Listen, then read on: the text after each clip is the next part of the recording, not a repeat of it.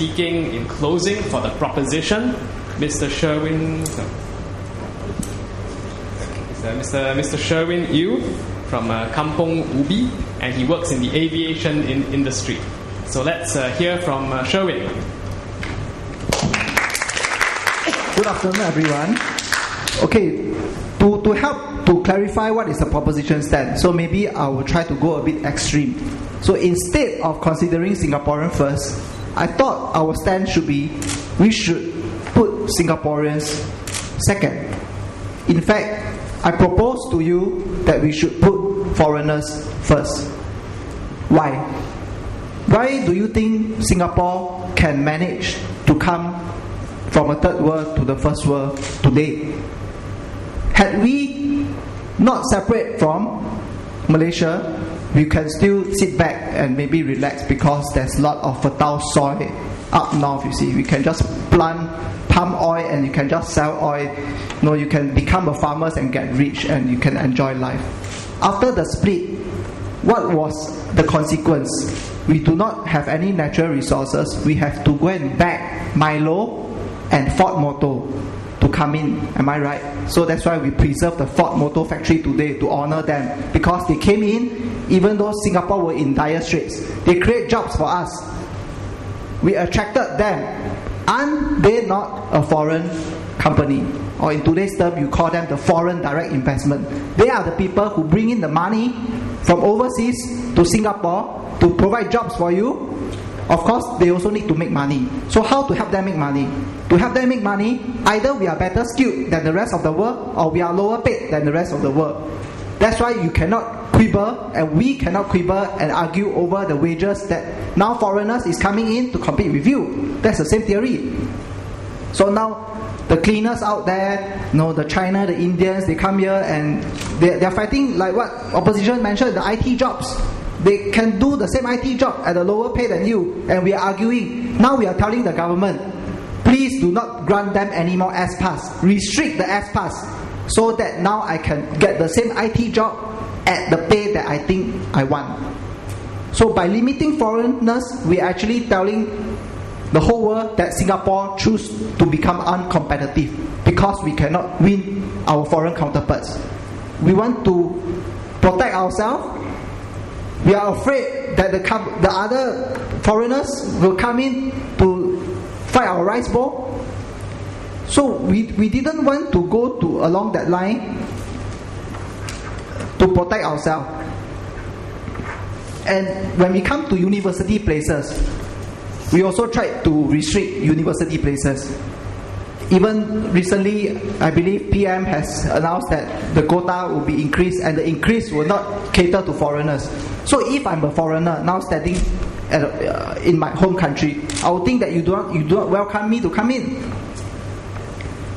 And even if I come into your country, I will not enjoy the same benefit as you. So you are not actually wanting me and welcoming me here.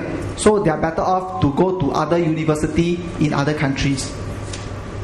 So recently we also had a scholarship granted, and many Singaporeans were a bit upset that how come we granted it to one China student. I believe Ground have some unhappiness about that.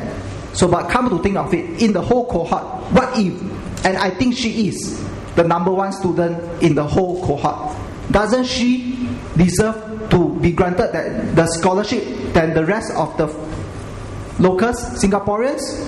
So that means are we trying to tell our fellow Singaporeans that we should grant all scholarships to Singaporeans and exclude foreigners even they are the top in the cohort? I still have a minute to go, right? So I'll try to wrap up. So if we do not allow foreigners to be granted scholarship, are we not going against our principle of meritocracy? Because we are saying that as long as you do well in your examination, you score 9 A1s with the highest scores, you'll be granted a scholarship. And that will make Singaporeans on our feet. Because now we see that our foreign counterparts are more hardworking. Every day we go play soccer, they go home and study. They tuition, they work hard. Therefore, I think they deserve the scholarships.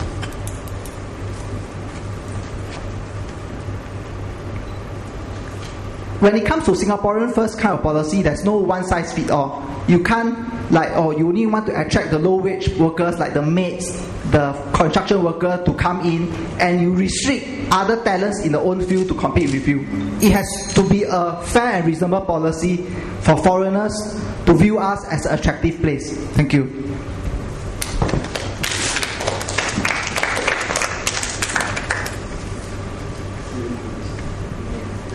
Okay, thanks Sherwin for that very passionate speech. And the last speaker of this debate today is Sujata, who serves in Chong Pang and is a lawyer in her day job. So let's welcome Sujata to close for the opposition bench. Thank you, Umi. Good afternoon, ladies and gentlemen. First, I must say thank you for spending 4 minutes arguing my case. It's fantastic to have an additional 4 minutes added to, or 5 minutes in fact, added to my case, really. I'll just like to bring the House back to the topic, which actually says this House believes the policies in Singapore are crafted considering Singaporeans first. And just to kind of give some background, Singaporeans first is a term that just came up in August, in the middle of in our elections, in the middle of presidential elections. So it really begs the question as to whether we have indeed been crafting policies that have been Singaporeans first, and have we actually managed in August to come up with policies that help Singaporeans. Like your first speaker said, Singaporeans are people who live in this country. Singapore is today attractive because of Singaporeans. We are attracting. If we did not have the base, no one is going to come here. So to now say that foreign talent is the be end and end all, and very interestingly, Sherwin said, if a foreign talent student can come in and get 9 A's, why not offer a scholarship? Well, I've got absolutely no objections to meritocracy. It then begs the question: is there an issue with our education system? Are we investing enough? Does it actually make it Singaporean first? But having said all of that, I'll just like to take a few things. I think being Singaporean, I obviously stand on the opposition.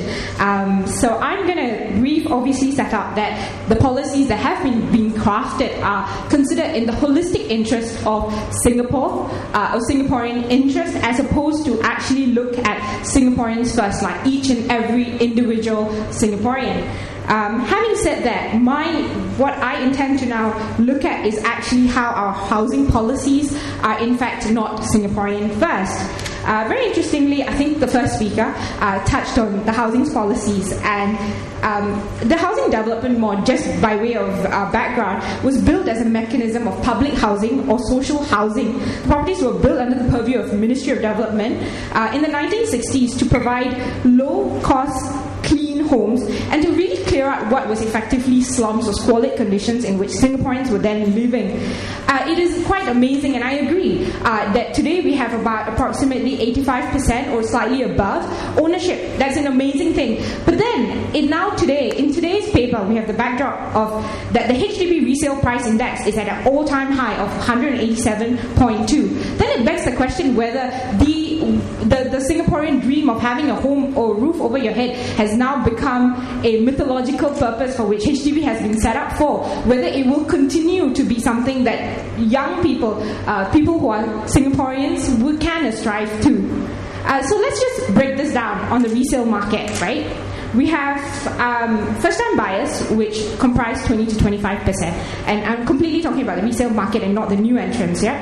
And then the second-time buyers, people who may have to upgrade because of family size, or may have to downgrade because of a divorce or inaffordability to own the flat, are about 33%. Then we have singles, and now comes the key point. We have a remaining demand of about 30% that is put in by property market, private property holders, and interestingly, permanent residents. So it then begs the question: how is our housing resale HDB property policy actually Singaporean first if it also allows and caters for permanent residents? And the key point in permanent residency is you are not a citizen of Singapore. You are a citizen of a different country holding permanent residency here. So then, and what is also interesting, and these stats are all from Mr. Kobuwan's blog that actually was put up recently to actually address the housing issue. You can also see a trend where permanent residents are able to pick 4 or 5 bedroom houses, which on itself is not a bad thing. It also implies a greater affordability. So when the prices go up, it means that they can invest more in a smaller flat and continue to increase the price. So my point then really being, mentioning Minister Kobuwan's article in Petir this month saying that the property resale prices have gone up 30% in 2 years. I think it's a worrying trend, and it does not show that the policies crafted are Singaporean first, and we need to bring back the policy of it. If it ought to be Singaporean first, then it ought to look at social housing and enabling it.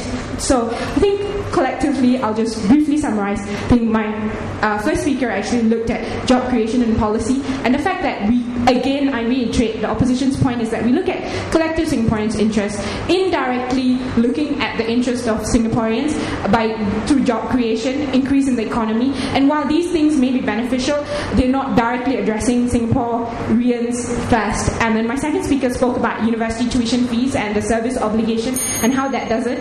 And lastly, I rounded up with HDB. So thank you very much.